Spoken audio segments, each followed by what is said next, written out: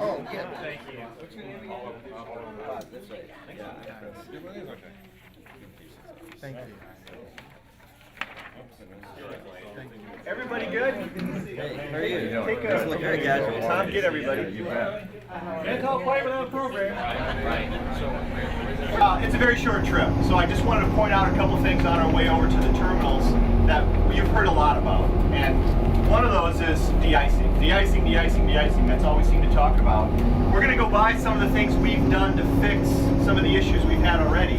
One of those is all of our cargo operations in Kansas City are located along that road, Mexico City. And of course they have to de-ice every morning. They're not part of the airline de-icing system, so we had to build a collection system for those big jets. And that collection system runs from all of their aprons over there underground. In front of us you'll see a huge, I think it's a 3.5 million gallon tank. It's brown, you can't miss it. We'll drive right by it. We'll do what we did. So all of that fluid is pumped into that tank and held.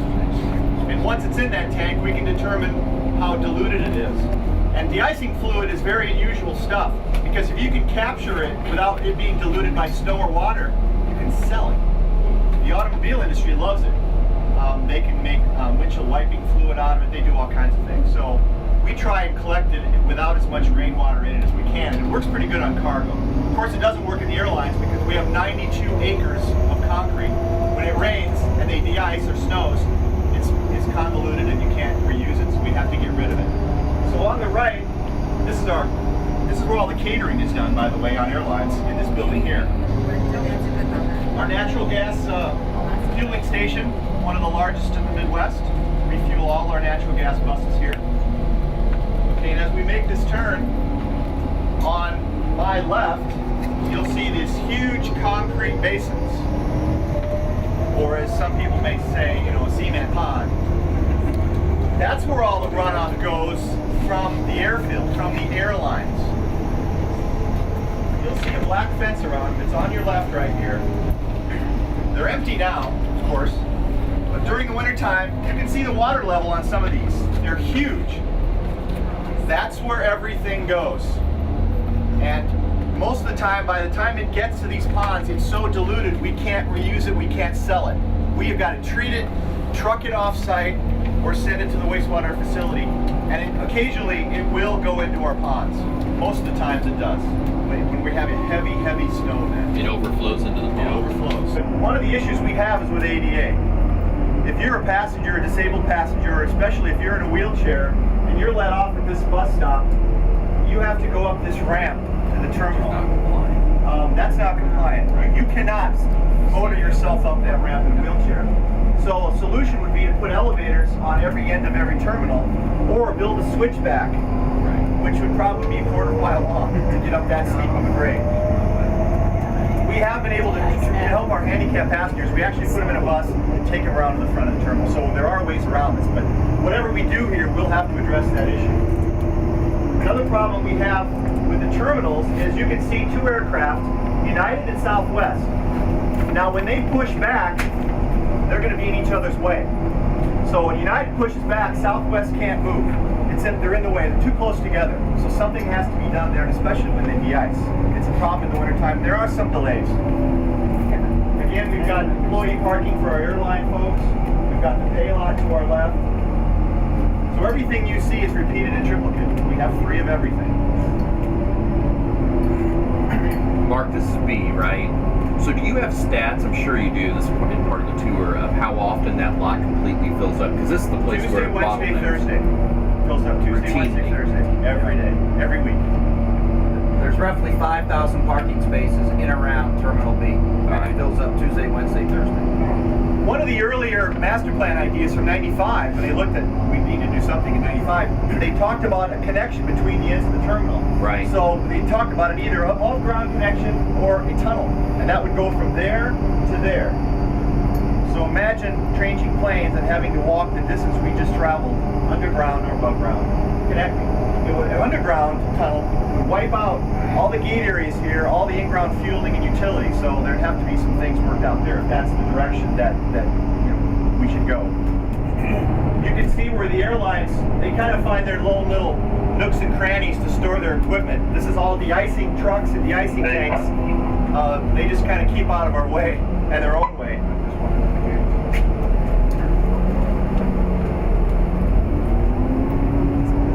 On my right, gate 90 is our... Right, no, it does. Yeah. Now we're official. Right. We're real. Now we're all air conditioned. Now we're all in trouble. She has to stop and wait for him to shut the gate. Yeah, she will. Immediately to our right, my right, is gate 90. That is our only international gate in Kansas City. One. That's all we have. We have demand at times for 3 gates. All 3 Mexican cities want to come back at the same time, and they can't. So what ends up happening is sometimes those flights clear in Houston or Denver, and you've just lost your nonstop. You have to stop somewhere and change lanes. We've looked at trying to expand that, and maybe that is a possibility. It's very expensive when you're dealing with the border and immigration, but it can be done. We also have an issue for our international charters. We had a Japan Air 747 sitting here clearing customs, and we had to close everything you see out there because the tail went out into the movement area. This airport isn't built for airplanes from the 767 on. It's just, you can't park those big aircraft here. Now what I'm going to show you as we go along is called a bump out. This was the program remodeling job back in 1999 that the city decided to do rather than build a new terminal in 95. And some parts of our terminal have a 15-foot bump out in the gate area. Some of them don't. Why did we do all of them? Because the airlines didn't all want them. And you'll see, very evident, if you've been in some of those gate areas without a bump out, you know how confined you are. But the 15 feet is about as far as we can go out here. Because remember, we get too much farther out here, we run into taxiway and have to close taxiways. So the terminal is about as far this way as it can go. So any enlargement would have to go to the street side and take out parking decks.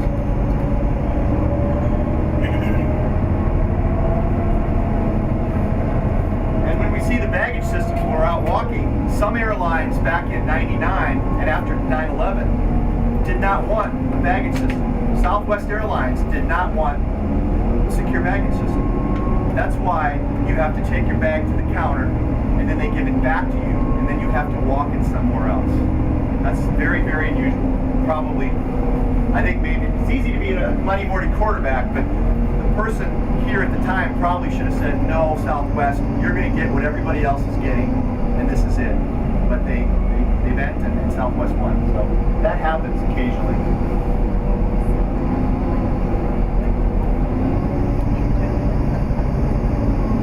As we go a little farther, you'll see a trenched slot in the pavement, and that's where a lot of the runoff from the planes when they de-ice comes and is collected.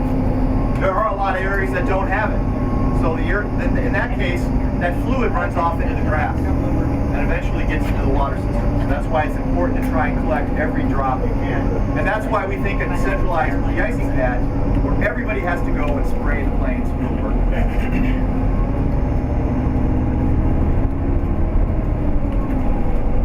And you may say, well, it only snows probably 6 times a year in Kansas City.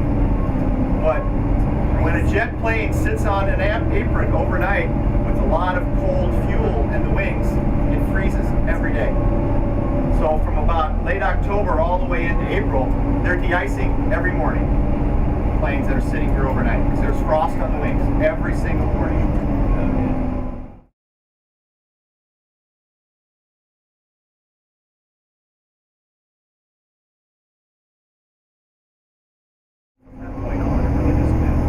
Mark, what percentage of C is empty now? I know Frontier's got a couple gates, and American, is that it in the entire? Well, United is going to move moving back to C, over here. Yes. Okay. And then, of course, US Air is moving to be with American. Oh, yeah, that's right. Both of those are in process right now. So C will fill back up again then? Yes. Well, not filled. We'll still have many gates available That's good. for individual airlines. We were working, and I'll tell this group, I haven't told our own city council yet, but we have been working on an airline for nonstop service to Florida. You may have heard them. Allegiant Airlines, $79 to Florida. They wanted to come to Kansas City. They're not coming to Kansas City. They couldn't get a gate because none of the airlines here would own gate for 1 or 2 flights a day. So they went to Springfield, Branson. They went to Des Moines. What other city did they go to around us? They started service all around us. Very, very frustrating for our marketing department. We worked hard to get new service here, especially cheap service to Florida. That changed the whole game. Yeah. You can see some of the newer, it looks like newer additions onto the building. The terminal building, they're a little different color. Some of them are 1-story. Those are security rooms that had to be added after 9/11 because there wasn't any room to put these machines, these X-ray machines that look into your bags in the terminal. You can see some of the bump out areas too. I don't know if is that a bump out area? No. Dave? Okay, you can see No, that's where United will be going back into Terminal C by the end of the year. So when United's here and Delta's over here, they won't be able to depart at the same time, one at a time, because this area we're in is so tight. Airplanes can't operate together.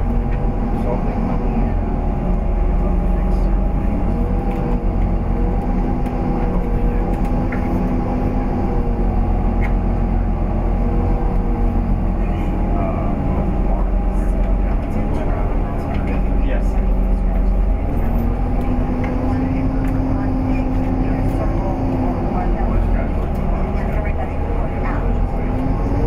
Here's a good example of a bump out to your right, to my right.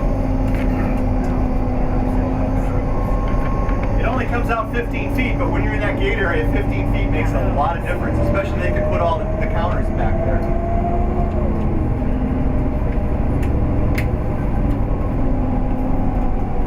These jet bridges you see, they're not all in the right spot, naturally. You mount a jet bridge on the side of the building and then an airline comes in with a bigger airplane and it doesn't fit. Every time we move one of these bridges, we have to call in a company that does that. It's how much, Dave? $78,000. $78,000 if they move it 5 inches or to Olathe. It doesn't matter how far you're moving a jet bridge. That's what it costs. And we are moving jet bridges almost every month here. Airlines change size. They get bigger planes. They get smaller planes. And the terminal is a little too low. That's why when we have a 757 Boeing or a larger, the jet bridge actually goes backwards and goes up. The terminal floor should be a little higher. Of course, in the 60s, TWA didn't have high airplanes and they didn't need a high terminal. Now last night, this entire area would have been covered with Southwest aircraft. So they basically need to rebuild. They're very efficient in turning airplanes. Very, very efficient. How many gates does Southwest have, Mark? 8 gates. Now we're going to show you our newest addition, the tunnel that Southwest built between gates. We call it the gerbil tube. I'm surprised there isn't a big wheel in there that people have to turn to create electricity, but you'll see it and then you'll understand what I'm talking about. They had a problem when they bought AirTran Airways. They were in different areas of the terminal, and when you flew in on AirTran and had to depart on Southwest, you had to go through security and then back around. So they built this tunnel on the air side that you can connect now. It's quite a walk, but you don't have to go through security again. It's a huge, huge convenience for their customers. That was about $1.5 million just to connect. $2.5 million. I left $1 million out somewhere. Mark, They just opened it up this summer. It's brand new. do all the airlines have enough gates to have terminating airplanes each night, or do they have to kind of jockey them They back jockey and forth? around. Again, the apron here is so small, they have to kind of position them all around the airport.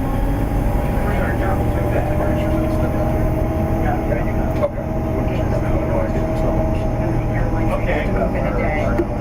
Right after gate 37 on your right side, you'll see the gerbil tube. And it looks exactly like what we call it. It's a box suspended in air.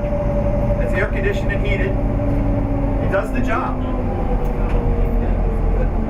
And we couldn't knock out a wall between those gate areas because of everything in the middle. We couldn't move it, so the easiest way was to go around.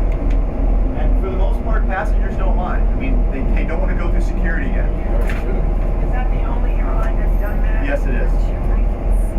And who pays for that, Mark? Do you? The airlines pay for it. Well, and people say, well, then we pay for it. Not necessarily.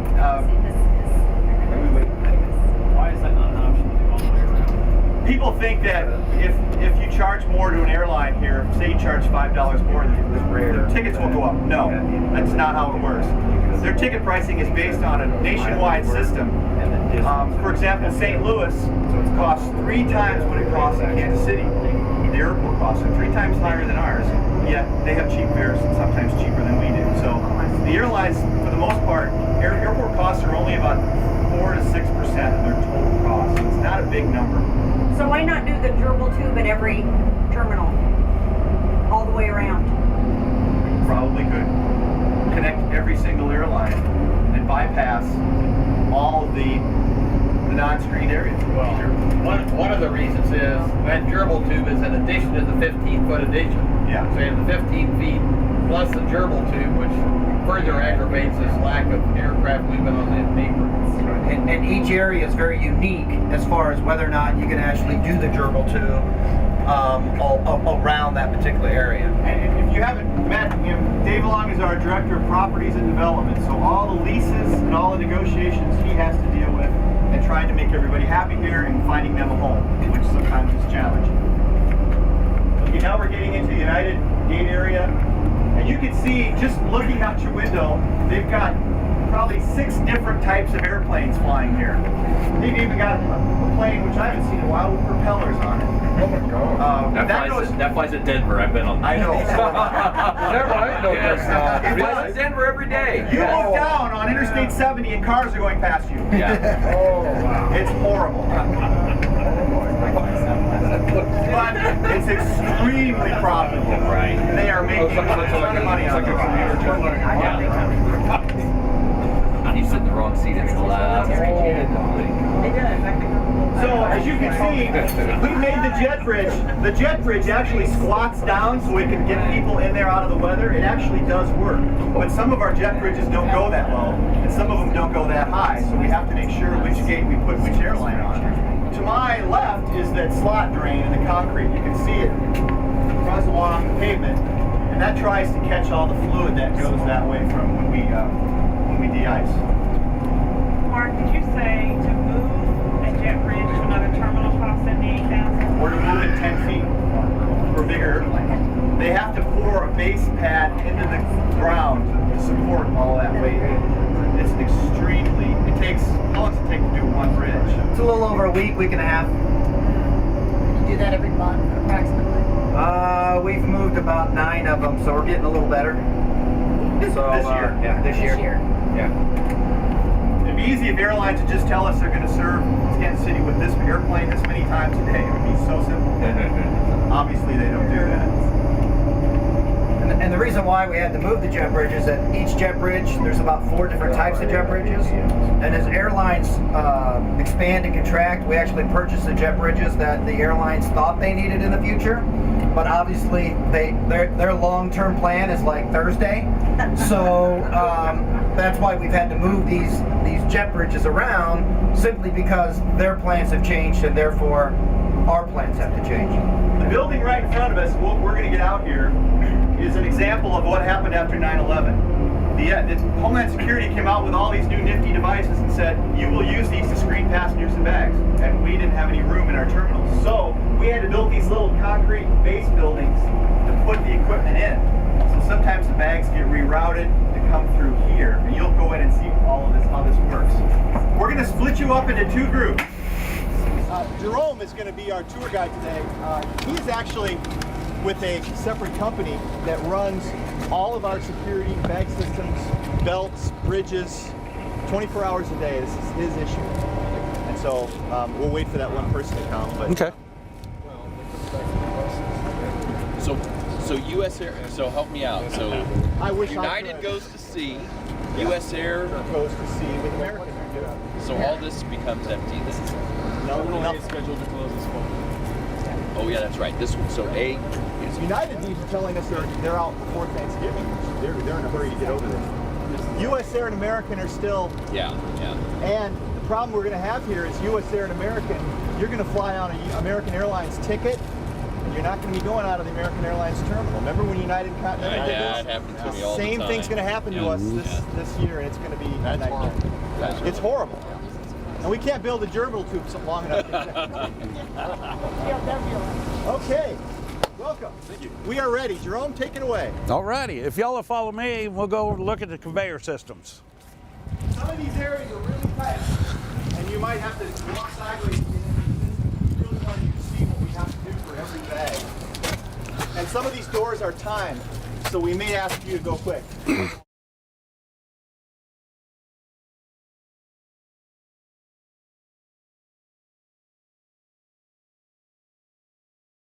Right, where y'all are at right now is the TSA resolution room. Okay, now as you notice, this is a big bump out. The inside bag rooms weren't big enough to house the new security concerns. So wherever you see one of these new security systems, it's a bump out into the apron area, which takes up a lot of area that we need to put our containers, bag carts, and so forth. Now there's 6 of these brand new systems on the airport. Only 3 are being used. These are all shut down. And that's because of the airlines combining and downsizing. Okay? Any questions on that part? Anything at all? Well, anybody travel and got to your hotel room and opened up your bag and there's a little love note in there for you? This Yes. is where the magic happens. This is where it where comes they go from. through everything. By hand. There has to be humans in here. When the machine can't see inside your bag gets thrown out of the system and diverted in here and it manually, or we have a machine go down. When they break, and they do, then All the every bags bag come in here. has to be checked by humans. Right. Every single bag. How many people are manned in these stations? There's 2 most of the time, but in the heavy hours, like in the mornings and the evenings, there's 3 to 4 people in here searching the bags. Now, if a CTX or a system goes down, you got 7 to 8 people in here because every bag has to be searched. So Jerome, what is a CTX? And I'm going to take everybody and show them that. We're going to take a walk around. I'll show you how the bags get from the conveyor line into this room. Okay? Who is in charge of this system? Like Mark mentioned, you're not working for him, you're separate. Well, yes, I work for. Yeah, I work for the airport. I'm a contractor. I'm with ABM Facility Services. And I've been contracted to go ahead and maintenance all this system, keep it operating, make repairs when needed. We also do all the jet bridges, 400 hertz converters, PC air units, and just about anything else that they need fixed, I tackle it and get it done. At any other airport, this would be one big room. And every airline bag, it would have found trouble, would come in here. But we have, how many of these rooms? 6. 6 rooms. And only This- 3 are operating. This looks brand new. It's not. It hasn't been used much. You know, the airline we built it for, Midwest Airlines, remember them? Mm-hmm. So here it sits. What was the cost of building one of these? It was in the millions of dollars Per copy. per unit. And who pays for that? Federal government. Yes. Every penny of it, which is kind of nice. Because it would bankrupt us. Right. So this is part of that $10 charge on your ticket. That you pay on your ticket. Yes. But as security concerns grow, and they will, the bag rooms that we have now, their useful life is over because we have to keep expanding. There's no place to put the newer systems. And right now we have systems spread out all over the place. And like I said, as the airlines keep combining, we're going down and down and down. So all these systems are set, not even being used. So Jerome, does every bag come through here? Every bag from United used to come through here. No, I mean, okay, say it's United. Right. What I want to know is every bag comes through here before it gets on the plane? Or does Yes. only some bags come here and some bags go directly to the plane? Yes, I'm going to show you that here in a minute. We'll make that round. Yes, ma'am. Are these reusable? So the 3 that aren't used, can they be relocated and reused somewhere else if the configuration changes? Yes, they can be reused. Yeah, they can be teared down. They're not permanently fixed to this particular building. If you No, I can move them, but that would come into, again, a high cost. I'm sure. And a lot of that is the labor and the programming. Each one of these systems have a separate program. So if I move this, I got to reprogram the whole thing. So Jerome, from your vantage point, though, it sounds like you believe that security is going to continue to be a big issue. Absolutely. And it's going to tack on responsibilities and liabilities for the airport. yes, sir. Is that right? Absolutely. So yes. we'll need bigger, better stuff like this. Absolutely. And if we grow any more where we're at, we're going to keep going out into the airfield. We'll be out in the runway before too long. We may be going for So- a parking deck. And we may put one of these big buildings out on the curb somewhere, and then you have to do this before you get in the terminal. I mean, we don't know. Yeah. We don't know what's coming. Yes. Should we go in? Yes, let's take a, now as we're going, this right here, if you're wondering, I just wanted to point it out, this is oversize. This is for all the golfers and their golf bags that won't go through the system, you know, so they'll come here. If y'all will follow me, this is a very heavy door. This is a lead-filled door, so. I think you're getting ready. I got it. Very heavy. Right. Why is the door like This is an X-ray machine. It's shut down right now, so don't worry about this. Okay. Come on in, folks.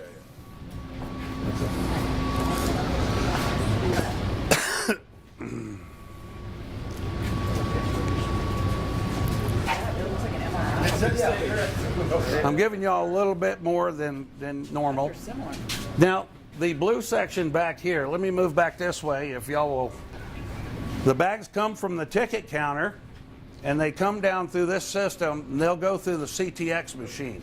Each bag is X-rated separately. Don't worry about that, it's just a warm-up. Each bag is X-rated separately. If the bag is a suspect bag, it will go along this track. This is going to be a little tight. If you don't want to, you can come through here. But this is to answer y'all's question.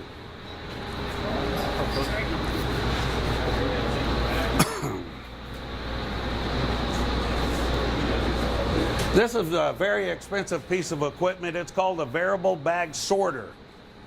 It reads the MCP panel, which is the master control panel. It'll tell you if you have a suspect bag. If you do, this part of the conveyor will drop down and send that bag into the search room. If the bag comes through there and is not a suspect bag, this will jump back up and send it right out to be loaded on the plane. What makes it a suspect bag? A number of things. I've had a can of shoe polish because shoe polish, believe it or not, has the remnants of gunpowder in it. Pocket knives left open. Something that may look like a circular device with wires coming out of it, but it's nothing with a comb laying next to a speaker wire. But if it sees it, it's going to make it a suspect. Now, if this system goes down anywhere, this knows that the system's down. It will drop down and send every bag to TSA. Of course, they don't like it because now they're having to search every bag. Now, when this goes through there, that's when you find your little tag in there inspected by TSA. So you know if you see that, it was a suspect bag. You won't know what it was because they don't tell you. So, is there any questions that y'all might have or anything else? Because I know your second tour is going to be a little longer, mine's a little shorter, but if you have any questions.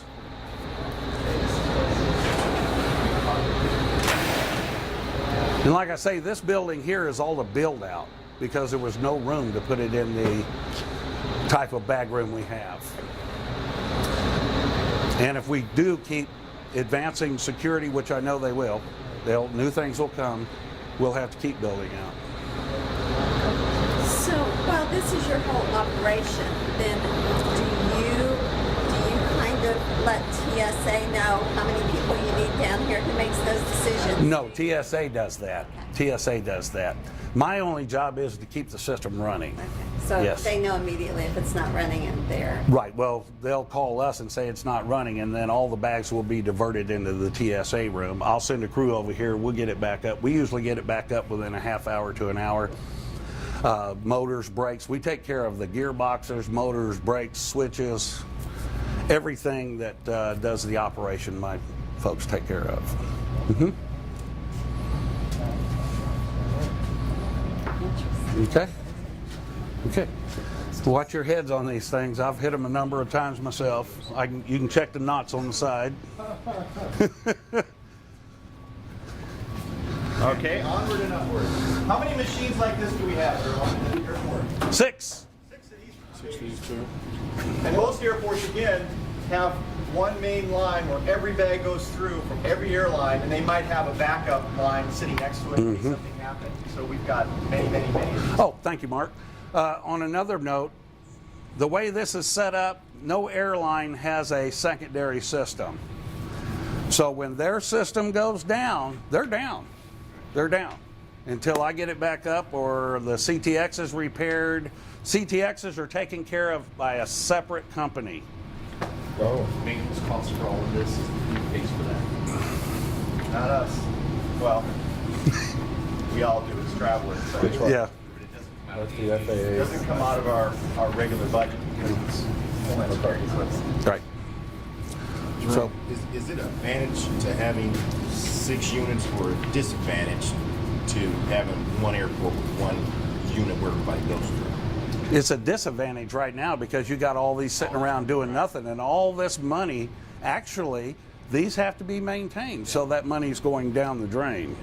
Okay, since you asked the question. A single airport, if you had, 2, 3, or 4 of these set up, all the airlines would use the same one.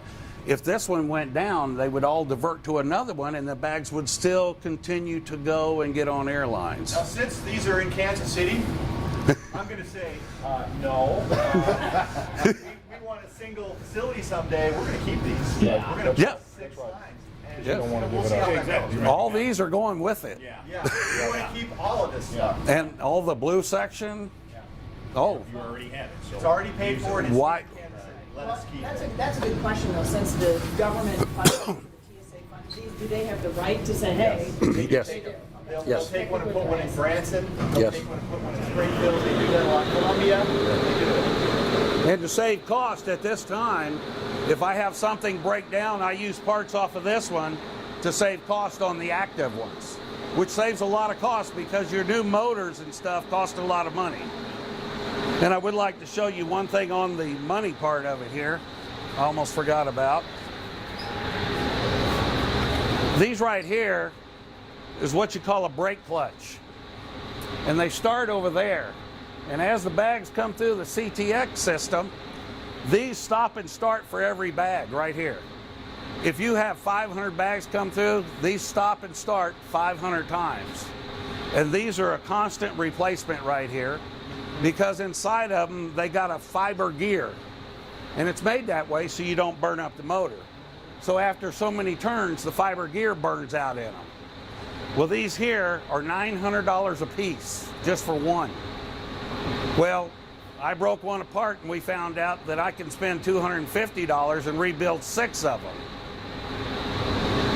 for the price of one. So that makes a big difference right there. So that's just a cost savings on these. Okay? All right. Onward. Onward. Yes, sir.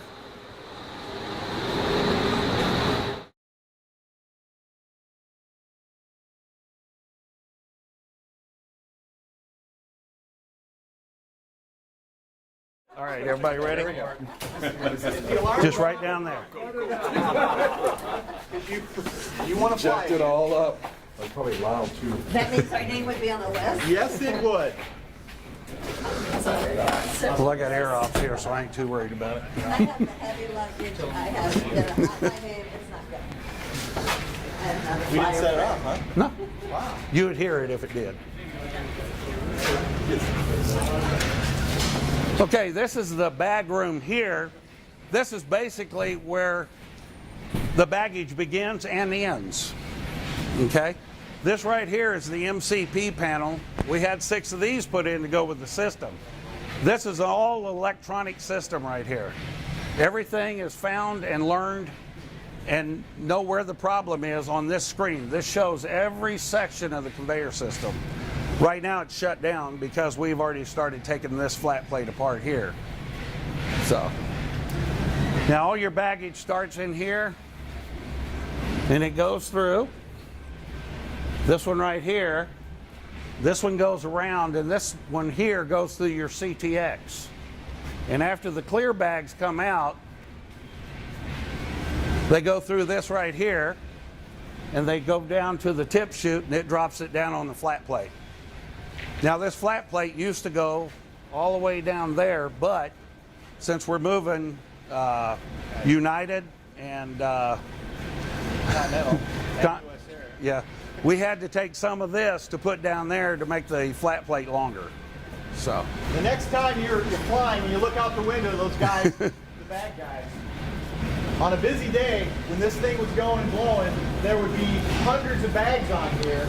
Their job is to stand here, look for the bag for the flight to Phoenix, pull it off, put it on that Phoenix card, so it doesn't go on the Washington, D.C. card if you're doing that over there. And then they've got to do the same thing getting back on the airplane. It's a hell of a job, especially on a hot summer day, pulling bags, making sure they get on the right plane, and then the belly of that airplane is probably 100 degrees too when someone's in there stacking bags.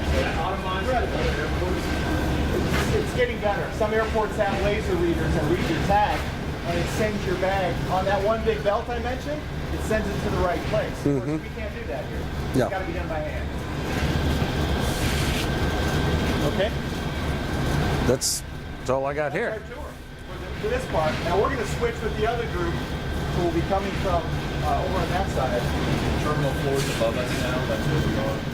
And I have commercial power switching gear here from where Kansas City Power and Light's feed comes from the substation located out on Burn Street to here to be distributed through our secondary breaker panels to all the little panels you see all over the place. There's one of these in each mech room, five to a building.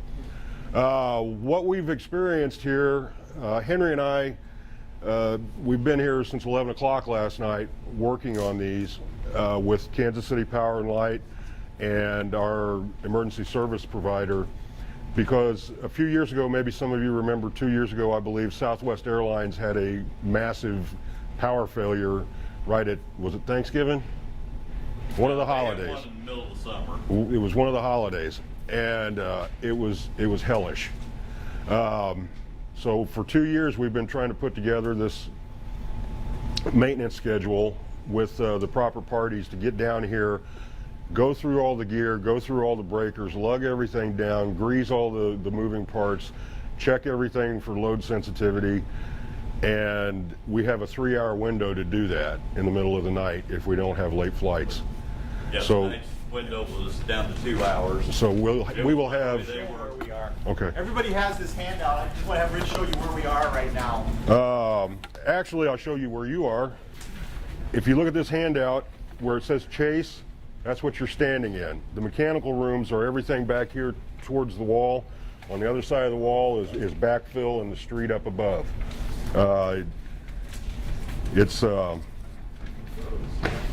Anyway, I'd like to get back to the power part. We have no way of doing this work without killing somebody upstairs. Last night we had to kill 3 mech rooms. So we have to coordinate with all the airlines and all the other tenants and everything to make sure all the power sensitive equipment is taken down. Invariably something goes wrong. Last night went pretty good actually, except we have a breaker broke that now we're going to have to reschedule to come back and do this. I would hope that in a new terminal design, instead of having 5 mech rooms strung out hell to breakfast, that you could actually put them grouped up to where there was some overlap. I don't know if redundancy is really the right word to use, but to where you could throw a load to another gear or something without stringing 1.5 miles of jumper cables, which is our only alternative if things go bad. And nobody wants that. I mean, believe me, you guys don't want that. Yeah. How old is that right behind you? 50 years old, original equipment, which is probably the only reason it's still good. If you notice, this has these knife switches on it and everything, and over here we've got buttons and flashy lights and stuff, and 10 years old. and have problems with.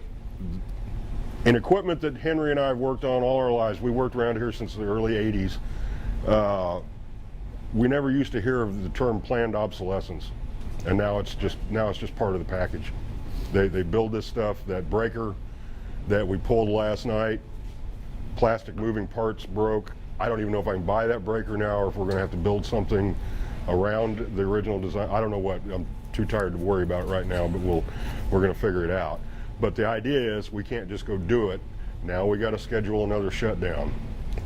So Rich, how long does it take you to plan what you did last night? I've been working on this since they gave Mark and company gave me the green light after the debacle at Southwest. We knew we had to do something. It's been 2 years, right at Thanksgiving time. So what happens if you don't do that and this goes down? Then what? You see me cleaning out my locker because I'm not going through that again. Everybody wanted to know at that time, you know, when's it going to be fixed? What are we going to do? Well, we don't even know exactly what we're dealing with. So it's understood that everybody needs to know, but we can't tell you. It's like, I don't know. It's a little creepy to think about. It's just a challenge getting everybody at the same place at the same time. Yeah, the manufacturer, the Power and Light crews, who, by the way, I don't know how you guys feel about Power and Light. These guys are stellar. They're great to work with. And they're coming in here and they're really moving things at night. But we only have, like I said last night, 2 hours to do 4 hours work in. Tell me if this is a fair question or not. If it's not, don't answer it. But so, you know, we're sort of tasked with saying, okay, do we start all over, or do we sort of have what we have here and try to keep it and go another 40 years? I think that's a very good question, because nobody loves this place better than I do. I've spent my whole life here, and this place fed my kids and everything else. I do like this place. In 1972, if you lost a switchgear, you might lose an electric typewriter or a 10 key on somebody's desk until you could get it fixed. Right. Now, everything we got out here is hung on this power grid. Everything we got from the, you know, have you ever been up topside and seen somebody looking for a place to plug in their laptop?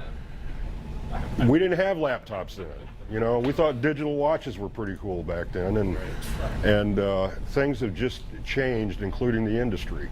I mean, what bricks and sticks and stuff that Henry and I know, yeah, we're getting too old to learn the new stuff, and we'll be out of your way soon. But you know, the industry has changed. Everything about this place has changed from its original purpose. So, and we've done. I'm tired of adapting, if that is the answer to your question. Everything down here has been a workaround. Yes, sir. We were kind of comparing these two pieces of machinery. Do you feel confident that if we build a brand new airport thing, I feel if we were, design it where it I isn't just... I feel there's a better design out there somewhere. Like I said, I only live at this airport. I don't get around too much. But I just have a feeling with everything that's available technology-wise now that something better could be done if you didn't have this mile of a horseshoe where this guy serves this guy serves this. You could get some commonality there. And I believe Dave Long said earlier, maybe it was with the other group, if you did have someplace go south, or if you did have to schedule maintenance, you could take that airline and move them to a vacant ticket counter someplace, and they could work out at gate 30 instead of gate 20 for a while. And there wouldn't be a catastrophic failure. It would be something we could manage. That would mean an awful lot to me, guys like Henry. Yeah. So it sounds like, because Jerome mentioned this as well, but in terms of kind of stringing stuff together, it sounds like that the staff spends a lot of time kind of keeping things just moving, trying to keep old stuff moving, and it's spread out over 3 terminals and different mech rooms. Yeah. Okay. And the fact that we're having to design everything as a workaround. Right. You know, when engineering and company did the terminal improvements, everything was a good idea for what we knew then, and then they flew a couple of planes into a couple of buildings and all that changed. Right. Okay. Okay. So let me just give you another where you are kind of, you've seen this diagram several times. These big concrete X's that are spaced here are the big columns you see up there. And so from this line, you're outside. Right. Right? Yeah, you're underneath right there. So now you're outside. And again in the diagram, one of the things you're going to see later is where this flooding took place. The storm drains are storm sewers out under the roadway. And so as that has deteriorated, then when it fails, you'll see openings that'll point out to you later that bring that water into this mechanical space and then ultimately into this corridor. So was that the exterior wall of the mechanical room then that is on the diagram? Yes. Think of that, you're below surface, that's a retaining wall basically that was backfilled, and then above that and out is the street. So some of those ideas, people have said, well, let's just put a second story on, put security up there and have everybody go downstairs to the gate. If we put a second story on this, we would have to come all the way down to this foundation and start over because these concrete walls cannot support anything above it. This is an igloo. It's a concrete igloo. The X columns that Bob mentioned, those are the actual support. Everything else is a tip up behind that. Okay, should we? So Henry, what are these two big circles with squares around? Those used to be the original air intakes for the air handlers. When we did the TIPS project, that was all asbestos piping, so that all come out of there. Yeah, the only asbestos is left in us. The big white pipe is another workaround for the roof drains. We talked about the drains out in the street being broken, collapsed. This is a way to get around that, is to get it back outside into another section. You'll see us a couple of times this year.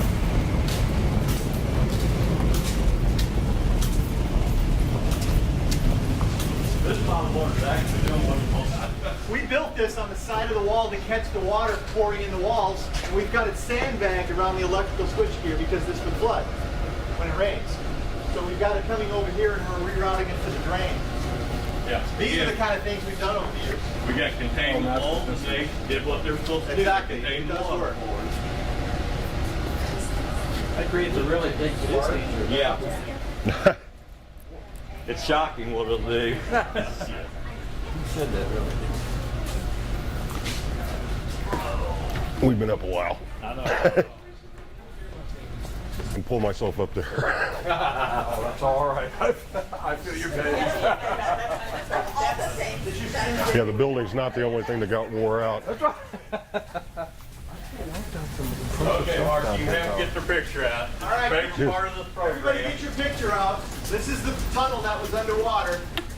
Oh, in the picture? So Yeah. if we were here yesterday, you would have hip waders on. Basically from this column, Not that bad. roll up door at the end of the building. Luckily we did it on a dry day.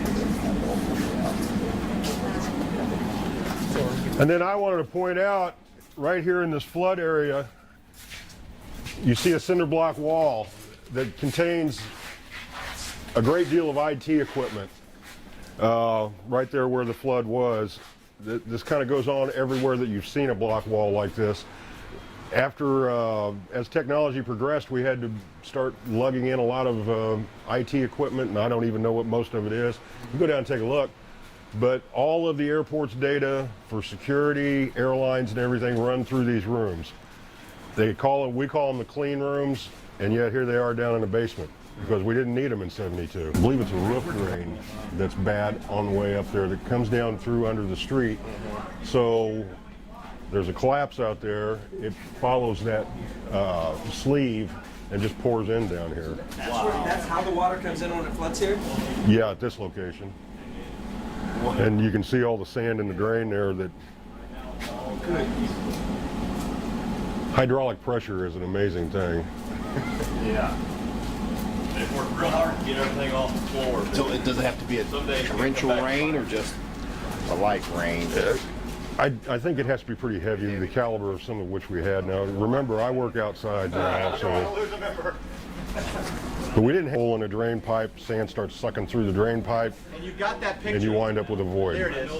Next to the flood, that happened, what, last month? Yeah, we got one of those going on all the time. That's directly in front of Southwest curbside bag check-in, right in front. And it complete, we almost, I mean, it could have swallowed a bus. because it was doing that unbeknownst to us, and then one day it just gave away. It just bubbled down, and then we had to open it up and dig her out. Okay.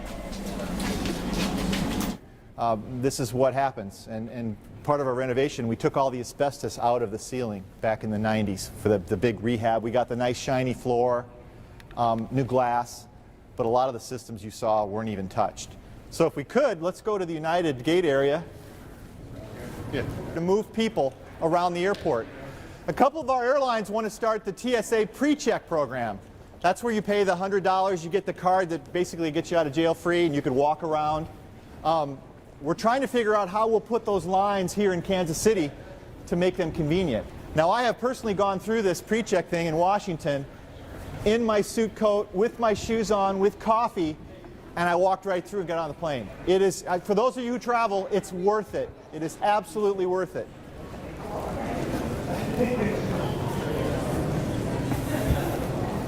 This is the old footprint for passenger screening from TSA. This isn't the new one. The new one's bigger. The new one goes 90 feet? 90 feet. Those, the second black thing, the chairs, that's the new TSA footprint. So when this used to be occupied, they were happy. Now they've got new equipment. You know the phone booth you stand in and the thing goes in front of you? That's new. That won't fit in here. So the new United that we're constructing in C will be 90 feet in length, multiple lanes. And there's your passenger waiting area, right there. So, and then I've talked about that new pre-check lane we're trying to fit. That won't work with United, we don't have any room. Southwest and Delta are looking at it, but we might have to bump out onto the terrazzo to put more lanes. Because the frequent traveler demands it. They want to be this pre-check person, first class, and we have to provide it.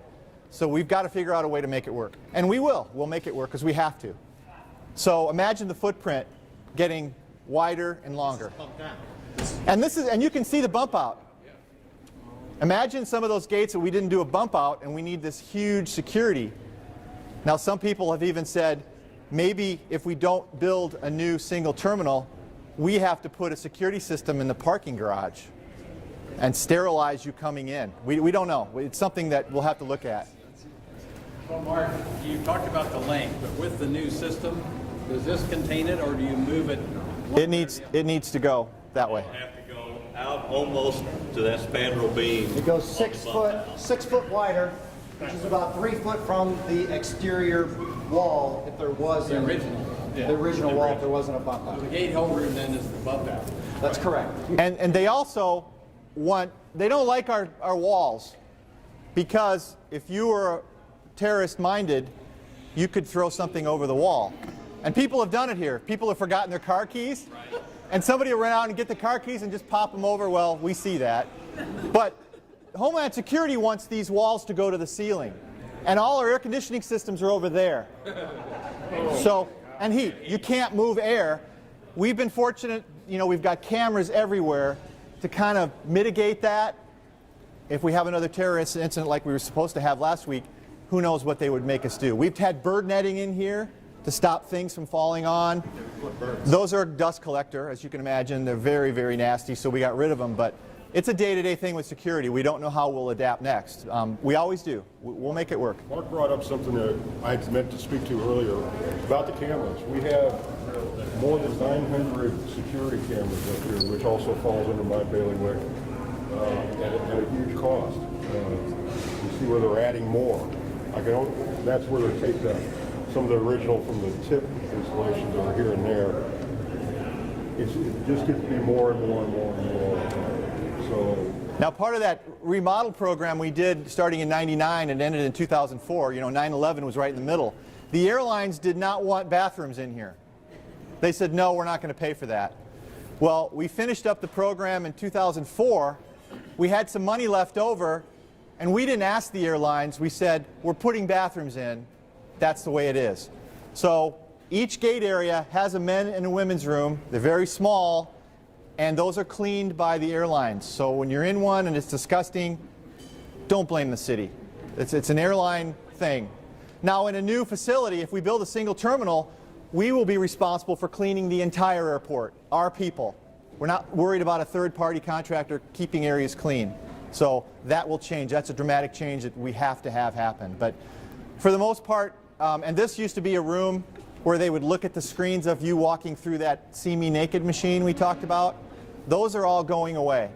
There's too much public pressure on the federal government. They made a good call and said, we can't use these machines. And that's why we have the phone booth now you stand in and the thing goes in front of you.